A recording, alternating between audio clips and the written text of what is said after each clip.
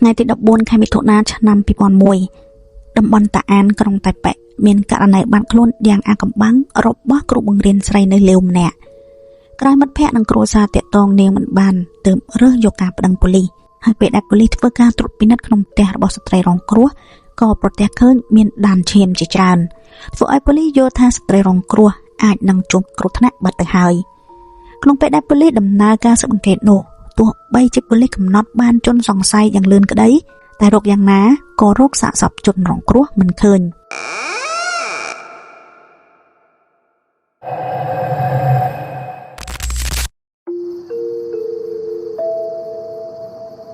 เรื่องราวฆาตกรรมจำไลมือในบางการล้างกรงน้ำมันตาอันกรงไตแปะก็ไต้หวัน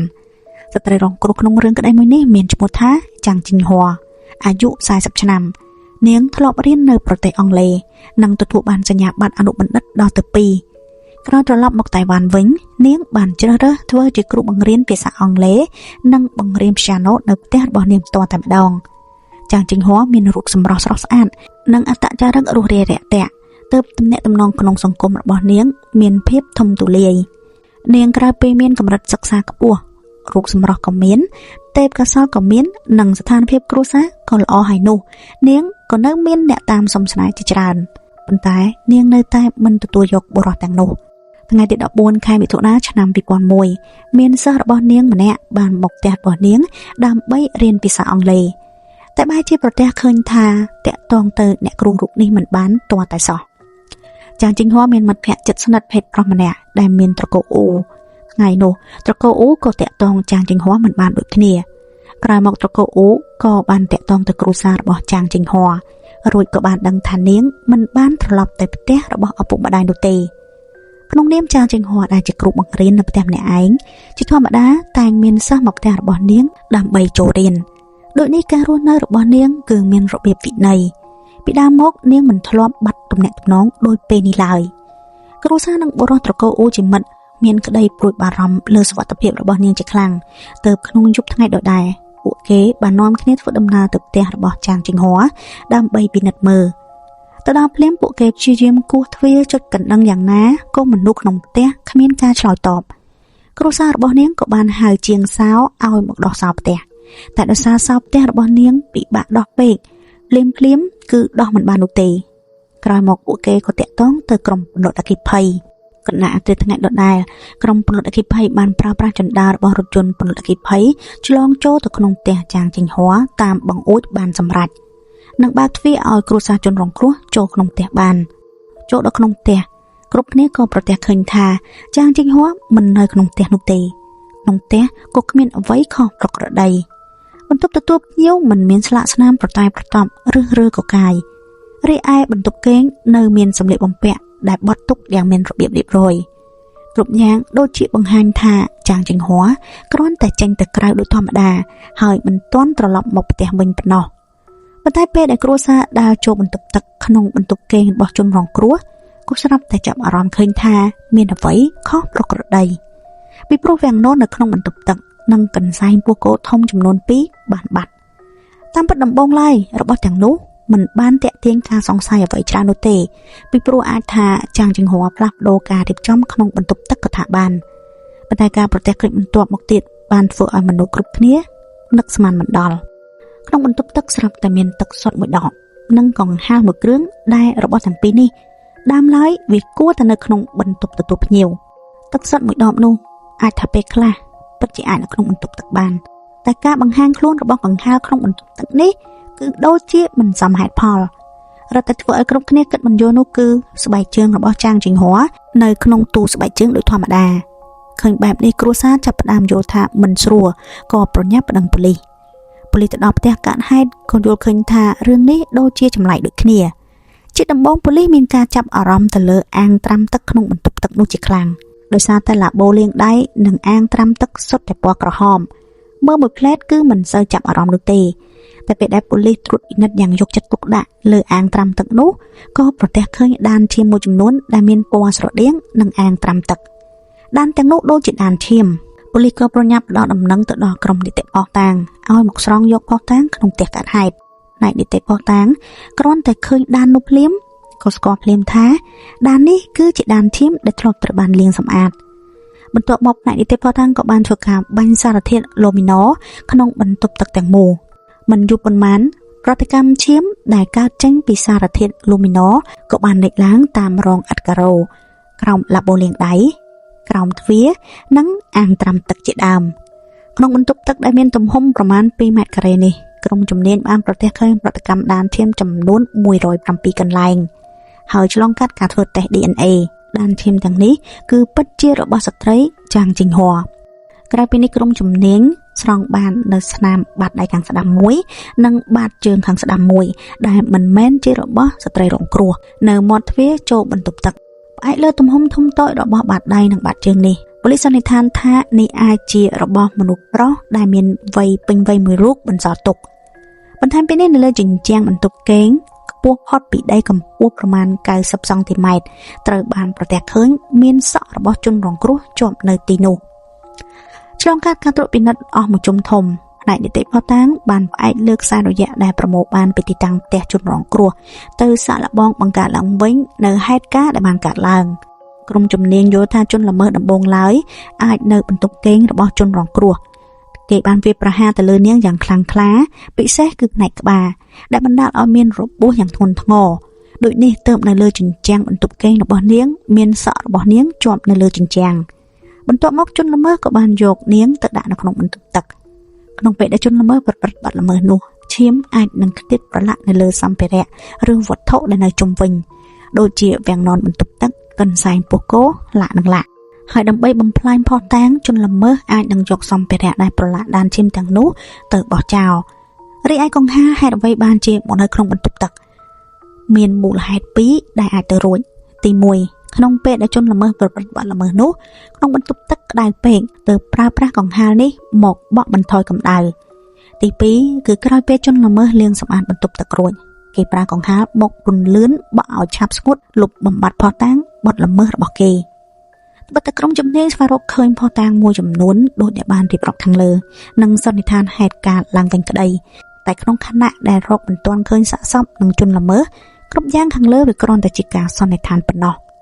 ប៉ុន្តែអ្វីដែលអាចបញ្ជាក់បាននោះគឺក្នុងបន្ទប់ទឹកពិតជាពេញទៅដោយដានឈាមមែនតែដរាបណាសាកសពមិនទាន់ស្វែងរកឃើញដូចនេះប៉ូលីសមិនអាចសន្និដ្ឋានបានថាចាងជីងហួរស្លាប់ឬរស់បាននោះទេ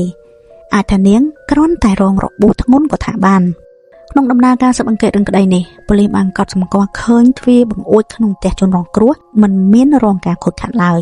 ចំណុចលម្អិតមួយនេះធ្វើឲ្យប៉ូលីសសង្ស័យថាជនល្មើសអាចជាមនុស្សដែលជិតស្និទ្ធនឹងជនរងគ្រោះឬអាចនិយាយបានថាជាមនុស្សដែលជនរងគ្រោះបើកទ្វារទទួលឲ្យចូលផ្ទះដោយខ្លួនឯងផ្អែកលើការយល់ឃើញនេះប៉ូលីសបានធ្វើការស្រាវជ្រាវយ៉ាងស៊ីជម្រៅទៅលើទំនាក់ទំនងក្នុងសង្គមរបស់ជនរងគ្រោះក្នុងនោះរួមមានទាំងមិត្តភ័ក្តិអាណាព្យាបាលសិស្សរបស់នាងនិងបុគ្គលទាំងឡាយណាដែលអាចពាក់ព័ន្ធក្នុងរឿងក្តីប៉ូលីសបានធ្វើការសាកសួរយ៉ាងលម្អិតលើបុគ្គលទាំងនោះដូចជាពេលវេលានៃសកម្មភាពរស់នៅរបស់ពួកគេក្នុងពេលកើតហេតុនិងទំនាក់ទំនងរបស់ពួកគេជាមួយនឹងជនរងគ្រោះព្រមទាំងផ្ដិតយកស្នាមបាតដៃនិងបាតជើងពួកគេទុកឡើងទៀតផងឆ្លងកាត់ការស៊ើបអង្កេតប៉ូលីសក៏បានដឹងពីសកម្មភាពនិងជីវភាពរស់នៅរបស់ជនរងគ្រោះច្រើនជាងមុននោះគឺជីវិតស្នេហារបស់ជនរងគ្រោះមិនសូវសមប្រកបនោះទេព្រោះតែស្ថានភាពហិរញ្ញវត្ថុរបស់នាងល្អពេកទើបអតីតមិត្តប្រុសរបស់នាងពីមុនមួយចំនួនសុទ្ធតែចូលមកក្បែរនាងព្រោះតែមានគោលបំណងមិនមែនព្រោះតែស្នេហាម្យ៉ាងឡើយពួកគេសុទ្ធតែដើម្បីទ្រព្យសម្បត្តិរបស់នាងក្នុងចំណោមអតីតមិត្តប្រុសរបស់នាងទាំងនោះមានមួយភាគធំសុទ្ធតែមានបំណងរំខ្លួនហើយចុងក្រោយគឺសុទ្ធតែជនរងគ្រោះជួយពួកគេដោះស្រាយបញ្ហាបំណុលឲ្យយោងលើការស្រាវជ្រាវក្រោយមកប៉ូលីសក៏បានផ្ដោតការចាប់អារម្មណ៍ទៅលើខ្លួនបុរសម្នាក់ដែលមានឈ្មោះថាលីចង្វៃប៉ូលីសស៊ើបដឹងថាព្រឹកដែលចាងចង្ហួយបាត់ខ្លួននោះលីចង្វៃធ្លាប់បានទូរស័ព្ទតាក់ទងទៅជនរងគ្រោះជាច្រើនដងប៉ូលីសយល់ថាមនុស្សដែលជនរងគ្រោះបានតាក់ទងចុងក្រោយគេមុននាងបាត់ខ្លួនអាចជាលីចង្វៃនេះលីចង្វៃគឺជាពាណិជ្ជករតៃវ៉ាន់ដែលមានការរកស៊ីបើករោងចក្រផលិតស្បែកសត្វនៅចិនដេកូកពីឆ្នាំមុនលីចង្វៃបានស្គាល់ជនរងគ្រោះតាមរយៈការណែនាំពីមិត្តភ័ក្តិតាមការស្រាវជ្រាវពួកគេទាំងពីរនៅគ្រានោះគឺមិនបានវិវត្តទំនាក់ទំនងរបស់ពួកគេឈានទៅមុខឲ្យលើសពីមិត្តភាពនោះទេតែមុនជនរងគ្រោះបាត់ខ្លួនកន្លះខែលីចង្វៃបានជាចាប់ផ្ដើមតាក់ទងទៅជនរងគ្រោះយ៉ាងមមាញឹក ជនរងគ្រោះធ្លាប់បានប្រាប់មិត្តរបស់នាងថាលីចង្វៃនេះហាក់ដូចជាកំពុងតែតាមចាយចង់នាងប៉ូលីសបានស្រាវជ្រាវទៅលើប្រវត្តិរូបលីចង្វៃបន្ថែមក៏ប្រទះឃើញថាមួយរយៈនេះក្រុមហ៊ុនរបស់លីចង្វៃមានការរកស៊ីមិនសូវល្អនិងមានបំណុលដល់ទៅរាប់សិបលានដុល្លារតៃវ៉ាន់ក្នុងចន្លោះខែមីនាដល់ខែមេសាក្នុងឆ្នាំដដែលលីចង្វៃបានត្រឡប់មកតៃវ៉ាន់ដើម្បីប្រមូលដើមទុនទៅដោះស្រាយបញ្ហារោងចក្រតែការប្រមូលប្រាក់របស់គេនេះគឺមិនរលូននោះទេដូចនេះទើបប៉ូលីសសង្ស័យថាលីចង្វៃអាចនឹងដូចជាប្រភេទអតីតមិត្តប្រុសរបស់ជនរងគ្រោះតែមួយគឺចូលមកចិត្តនាងក្នុងគោលបំណងដើម្បីតែខ្ចីប្រាក់ចុងក្រោយក៏ក្លាយទៅជាការមានគំនិតអាក្រក់គឺសម្លាប់មនុស្សប្លន់ទ្រព្យសម្បត្តិមុននឹងឈានទៅដល់ការស៊ើបអង្កេតបន្តប៉ូលីសក៏សម្រេចចិត្តហៅលីចង្វៃមកប៉ុស្តិ៍ប៉ូលីសដើម្បីសួរនាំឲ្យច្បាស់ពីទំនាក់ទំនងរវាងគេនិងជនរងគ្រោះប៉ុន្តែនៅពេលដែលប៉ូលីសផ្ដល់ដំណឹងឲ្យគេមកប៉ុស្តិ៍ប៉ូលីសនោះរឿងក្តីបែរជាមិនដំណើរការទៅមុខងាយស្រួលដោយអ្វីដែលប៉ូលីសបានគិតឡើយលីចង្វៃបាននិយាយក្នុងទូរស័ព្ទជាមួយប៉ូលីសថាគេយល់ព្រមសហការជាមួយនឹងប៉ូលីសក្នុងការស៊ើបអង្កេតតែគេបានជាប្រាប់ប៉ូលីសថាថ្ងៃនេះគេមានការសុំពន្យាពេលណាត់ជួបទៅថ្ងៃបន្ទាប់ចូលមកដល់លីចង្វៃបានយកលេសដដែលមកអូសបន្លាយពេលវេលាហើយប៉ុន្មានថ្ងៃបន្ទាប់មកលីចង្វៃគឺមិនបានទៅប៉ុស្តិ៍ប៉ូលីសសហការស៊ើបអង្កេតនោះទេក្រោយមកប៉ូលីសក៏បានតាក់ទងទៅលីចង្វៃម្ដងទៀតក៏ប្រទះឃើញថាទូរស័ព្ទរបស់គេលែងមានអ្នកទទួលទៅហើយប៉ូលីសចុះទៅដល់ផ្ទះរបស់គេក៏រកគេមិនឃើញឆ្លងកាត់ការស៊ើបអង្កេតទើបប៉ូលីសដឹងថាតាមពិតលីចង្វៃបានរត់ទៅដល់រោងចក្ររបស់គេនៅឯចិនដេកូកបាត់ទៅហើយសកម្មភាពរបស់គេនេះរឹតតែធ្វើឲ្យប៉ូលីសសង្ស័យលើខ្លួនគេលើដើមប្រសិនបើលីចង្វៃនឹងជនរងគ្រោះគ្រាន់តែជាមិត្តភក្តិធម្មតាគេមិនចាំបាច់ត្រូវរត់គេចពីប៉ូលីសនោះទេហើយរឹតតែមិនគួរចាកចេញទៅដោយស្ងាត់បែបនេះឡើយក្រោយបន្ទាប់មកទៀតប៉ូលីសបានធ្វើការស៊ើបទៅលើកំណត់ត្រាសេវាទូរស័ព្ទហើយលទ្ធផលក៏បានបង្ហាញថាថ្ងៃទី14ខែមិថុនាសេវាទូរស័ព្ទរបស់លីចង្វៃចាប់តាំងពីព្រឹកម៉ោង11រហូតដល់យប់ម៉ោង7គឺនៅក្នុងតំបន់តាអានក្រុងតៃប៉េរហូតចៃដន្យវាគឺជាទីតាំងដែលជនរងគ្រោះរស់នៅតែម្ដងក្រោយម៉ោង7យប់សេវាទូរស័ព្ទរបស់លីចង្វៃចាប់ផ្ដើមប្ដូរទៅទិសខាងជើងឆ្លងកាត់តំបន់ជីឡុងចុងក្រោយឆ្ពោះទៅឆ្នេរសមុទ្រតាប៉ីក្បែរភ្នំចេញសានលីចង្វៃបានក្បែរភ្នំចេញសានអស់មួយសន្ទុះធំទើបសេវាទូរស័ព្ទបានឈប់នៅទីតាំងមួយក្នុងភូមិចេញសានរហូតដល់កណ្ដាលអាធ្រាត្រម៉ោង1ទើបត្រឡប់ទៅផ្ទះរបស់គេវិញក្នុងខណៈពេលនេះប៉ូលីសចាំបាច់ត្រូវតែកំណត់ឲ្យច្បាស់ពីដំណើរសកម្មភាពរបស់លីចង្វៃក្នុងមួយរយៈពេលនោះពិសេសចាប់ពីព្រឹកម៉ោង11ទៅដល់ម៉ោង7យប់និងពីម៉ោង7យប់ដល់ម៉ោង1យប់ពីព្រោះវាអាចជាពេលវេលាដែលជនរងគ្រោះបានបាត់ខ្លួនប៉ូលីសសង្ស័យថាលីចង្វៃអាចក្រោយចាក់ចេញពីផ្ទះជនរងគ្រោះរួចគឺធ្វើដំណើរយកសាកសពទៅបោះចោលពេលប៉ូលីសត្រួតពិនិត្យក្នុងផ្ទះកាត់ហេតុជាលើកទី2ក៏ប្រទះឃើញនៅខ្សែរយៈដ៏សំខាន់មួយគឺកាតធនាគារសភៅធនាគារនិងកាតឥណទានផ្សេងៗរបស់ជនរងគ្រោះបានបាត់អស់ប៉ូលីសបានឆែកពិនិត្យទៅលើកំណត់ត្រាលំហូរសាច់ប្រាក់ក្នុងធនាគាររបស់ជនរងគ្រោះក៏ឃើញថាក្រោយជនរងគ្រោះបាត់ទំនាក់ទំនងគណនីធនាគាររបស់នាងនៅតែមានសកម្មភាពសូម្បីតែការចំណាយប្រាក់តាមកាតឥណទាននិងការដកប្រាក់ពីកាត ATM រហូតដល់មានមនុស្សយកឈ្មោះរបស់នាងទៅចុះហត្ថលេខាដកប្រាក់ពីធនាគារទៀតផងប៉ូលីសឆែកមើលកាមេរ៉ាសុវត្ថិភាពរបស់ធនាគារក៏ប្រទះឃើញថាជនដែលទៅដកប្រាក់របស់ជនរងគ្រោះទាំងប៉ុន្មានគឺជាលីចង្វៃឯរូបភាពរបស់ទូ ATM ដកប្រាក់ក៏បានបង្ហាញថាប្អូនស្រីរបស់លីចង្វៃមានឈ្មោះថាលីគួយហ្វិនជាអ្នកទៅដកការប្រទះឃើញនេះបានធ្វើឲ្យរឿងក្តីកាន់តែភ្លឺច្បាស់ថែមមួយកម្រិតទៀត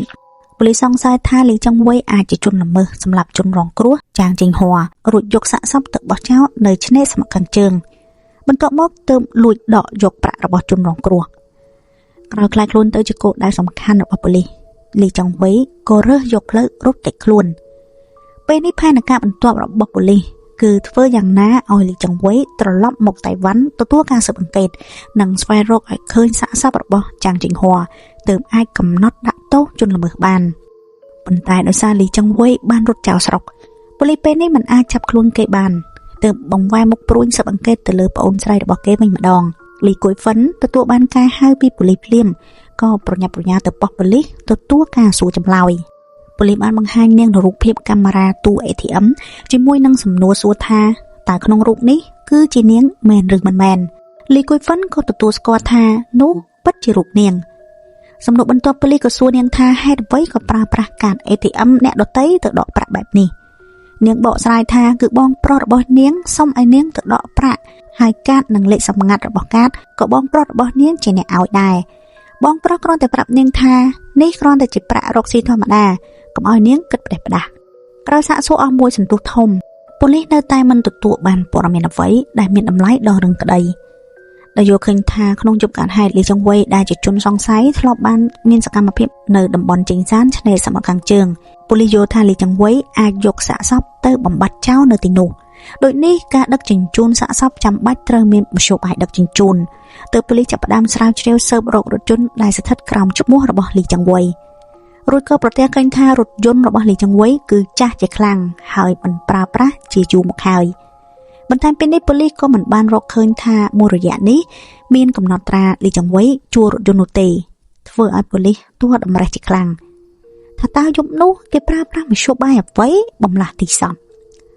ប៉ូលីសក៏បកត្រឡប់ទៅសួរប្អូនស្រីលីចុងវ័យជាថ្មីហើយប្អូនស្រីនេះស្រាប់តែនិយាយប្រាប់ប៉ូលីសថាបងប្រុសរបស់នាងពេលនៅតៃវ៉ាន់គឺប្រើប្រាស់រថយន្តរបស់នាងមុនបងប្រុសទៅដីគោកបានយករថយន្តមកសងនាងរួចហើយប៉ូលីសឮបែបនេះភ្លាមក៏សួរលីគួយហ្វិនថាតើរថយន្តនោះពេលនេះនៅឯណាចៃដននាងក៏តបថានាងមកប៉ុស្តិ៍ប៉ូលីសថ្ងៃនេះគឺបើករថយន្តនេះមកតែម្ដងឥឡូវរថយន្តនៅក្នុងចំណតរបស់ប៉ុស្តិ៍ប៉ូលីសមិនបងអង្គយូប៉ូលីសក៏ប្រញាប់ធ្វើការត្រួតពិនិត្យរថយន្តខាងលើប៉ូលីសប្រទះឃើញនៅកៅអីអ្នកបើកបរមានទ្រនាប់កៅអីធ្វើពីបន្ទះឫស្សីមួយផ្ទាំងមើលភ្នែកធម្មតាវាគ្រាន់តែជាទ្រនាប់បន្ទះឫស្សីតែពេលដែលត្រឡប់បន្ទះឫស្សីដែលនៅផ្នែកខាងក្រោមរបស់កៅអីក៏ប្រទះឃើញថាមានដានឈាមក្នុងបរិមាណតិចតួចក្រោមកៅអីអង្គុយជាប់អ្នកបើកបរនិងក្រោមទ្រនាប់កៅអីខាងក្រោយក៏មានដានឈាមហើយឆ្លងកាត់ការពិសោធន៍ក៏បានបញ្ជាក់ថាដានឈាមនោះគឺជារបស់ជនរងគ្រោះប៉ុន្តែបើពឹងទៅលើដានឈាមនេះគឺមិនអាចបញ្ជាក់បានថាចាងជីងហួរត្រូវបានសម្លាប់នោះទេយ៉ាងច្រើនបានត្រឹមបញ្ជាក់ថានាងក្រោយរងរបួសធ្លាប់បានជិះរថយន្តមួយគ្រឿងនេះប៉ុណ្ណោះត្បិតតែការប្រទះឃើញនេះគឺសំខាន់តែវានៅមិនទាន់គ្រប់គ្រាន់អាចបើកបង្ហាញការពិតក្នុងរឿងក្តីនេះបាននៅឡើយ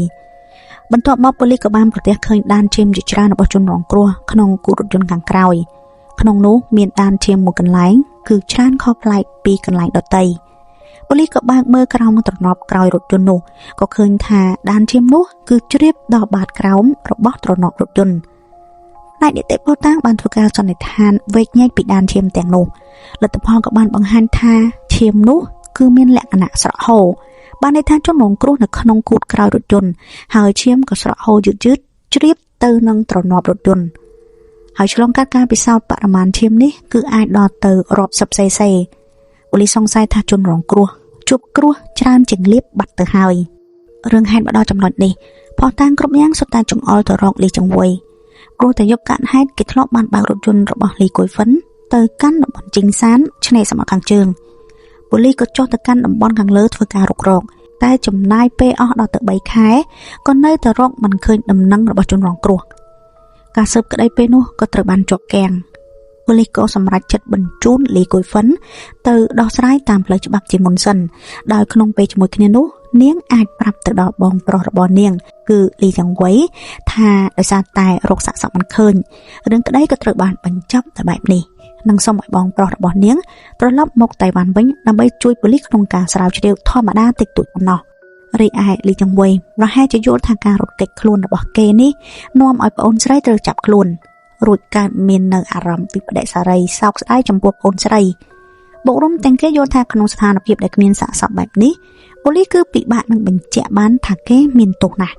ដូចនេះទើបចុងក្រោយគេក៏សម្រេចចិត្តត្រឡប់មកតៃវ៉ាន់សហការក្នុងការស្រាវជ្រាវជាមួយនឹងប៉ូលីសថ្ងៃទី12ខែកញ្ញាឆ្នាំ2001លីចង្វៃត្រឡប់មកតៃវ៉ាន់វិញនិងរួមដំណើរជាមួយមេធាវីរបស់គេធ្វើដំណើរចូលទៅក្នុងប៉ុស្តិ៍ប៉ូលីសទទួលយកការស៊ើបអង្កេតពីប៉ូលីសដោយខ្លួនឯងប្រជុំចំពោះការសាកសួររបស់ប៉ូលីសលីចង្វៃហាក់ដូចជាបានត្រៀមទុកជាមុនបានយ៉ាងល្អពេលដែលប៉ូលីសសួរពីទំនាក់ទំនងរវាងគេនិងជនរងគ្រោះលីចង្វៃបានលើកឡើងថាក្រោយគេលែងលះប្រពន្ធកាលពី2ឆ្នាំមុនរួចមិត្តភ័ក្តិក៏បានណែនាំឲ្យគេស្គាល់ជនរងគ្រោះតែមួយរយៈមុនពួកគេទើបតែចាប់ផ្ដើមតាក់ទងគ្នាឲ្យកាន់តែស៊ីជម្រៅប៉ុណ្ណោះរីឯចំពោះបញ្ហាដែលគេប្រើប្រាស់កាតធនាគាររបស់ជនរងគ្រោះក្រោយកើតហេតុ លីចុងវ៉ៃបានតបថាជនរងគ្រោះមានគម្រោងបណ្ដាក់ទុនដោយនេះទើបប្រកល់ការធនាគារនឹងការអនុទានរបស់នាងមកគេដោយខ្លួនឯងតែប៉ូលីសសួរគេថាបណ្ដាក់ទុនលើមុខរបរការងារអ្វីលីចុងវ៉ៃបែរជាឆ្លើយមិនរួច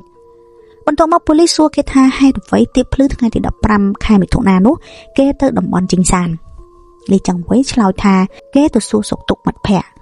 ប៉ូលីសបន្តដេញដោលថាមិត្តគេជានរណាលីចុងវ៉ៃស្រាប់តែលើកយកឈ្មោះមនុស្សម្នាក់ដែលរស់នៅក្នុងភូមិជីងសានពិតប្រាកដឡើងមកប៉ូលីសក៏ប្រញាប់ចុះទៅសាកសួរមិត្តភ័ក្តិដែលលីចុងវ៉ៃបានលើកឡើងមិត្តរបស់គេម្នាក់នេះបានប្រាប់ប៉ូលីសថាគេនិងលីចុងវ៉ៃមិនសូវស្និទ្ធគ្នានោះទេ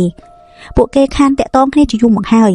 ថ្ងៃនោះលីចុងវ៉ៃក៏មិនបានមកសួរសុខទុក្ខគេដូចគ្នាប្រឈមចំពោះការសង្ស័យរបស់ប៉ូលីសលើចម្លើយសាកសីខាងលើនេះលីចុងវ៉ៃស្រាប់តែបដូរចម្លើយថាយប់នោះគេនឹកឃើញចង់ទៅសួរសុខទុក្ខមិត្តភ័ក្តិភ្លាមតែពេលទៅដល់ចេញសានក៏ឃើញថាយប់ពេកណាស់ទៅហើយខ្លាចថារំខានមិត្តភ័ក្តិសម្រាកទើបក្រោយដើរទៅដល់មាត់ទ្វារផ្ទះរបស់មិត្តគេរួចគេក៏ចាក់ចេញមកវិញគេមិនបានជួបសួរសុខទុក្ខផ្ទាល់នោះទេបន្ទាប់មកប៉ូលីសក៏បានធ្វើការផ្ទៀងផ្ទាត់បាតដៃនិងបាតជើងដែលប្រទះឃើញនៅមាត់ទ្វារបន្ទប់ទឹកផ្ទះជនរងគ្រោះជាមួយនឹងបាតដៃបាតជើងលីចុងវ៉ៃហើយវាក៏បានបញ្ជាក់ថា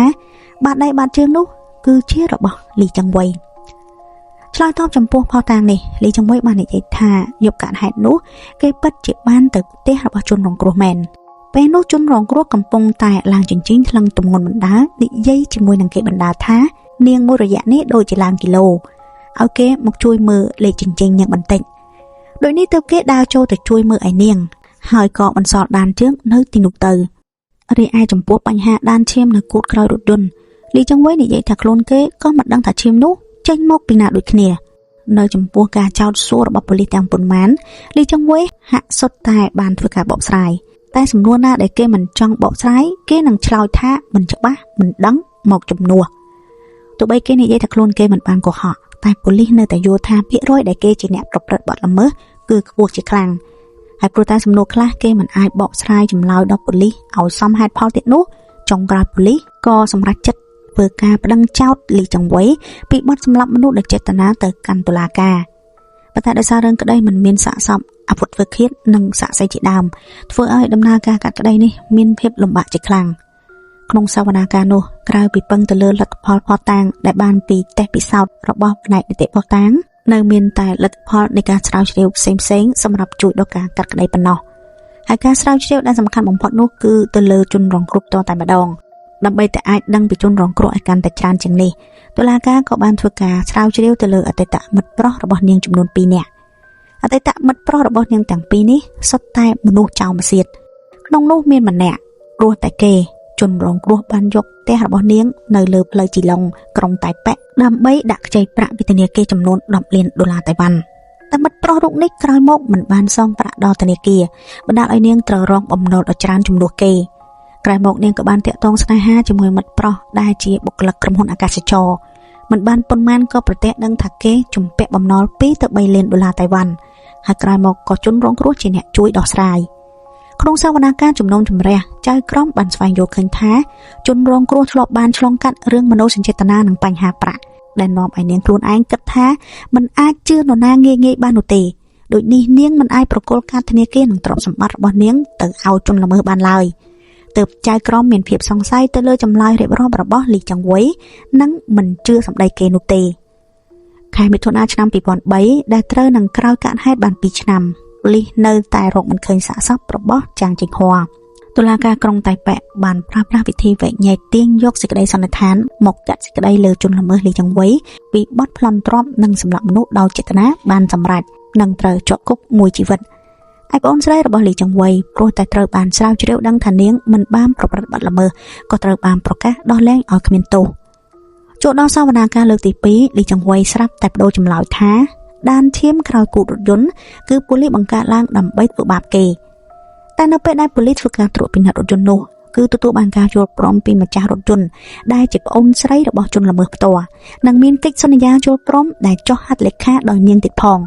លើពីនេះក្នុងដំណើរការត្រួតពិនិត្យរថយន្តទាំងមូលលីកុយហ្វិនសុទ្ធតែបាននៅឃ្លាំមើលដោយផ្ទាល់ហើយថែមទាំងមានការថតទុកជារូបភាពវីដេអូពីដើមដល់ចប់ទៀតផង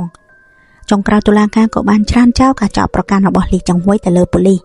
ទង្វើរបស់ជនល្មើសលើកនេះបានធ្វើឲ្យចៅក្រមមិនពេញចិត្តជាខ្លាំងចៅក្រមយល់ថាជនល្មើសដើម្បីតែកិច្ចពីការទទួលទោសគេបែរជាបង្កើតពាក្យកុហកបង្ខូចដែលនាំឲ្យបន្សល់ទុកនូវរូបភាពដ៏អាក្រក់ក្នុងការចងចាំរបស់តុលាការ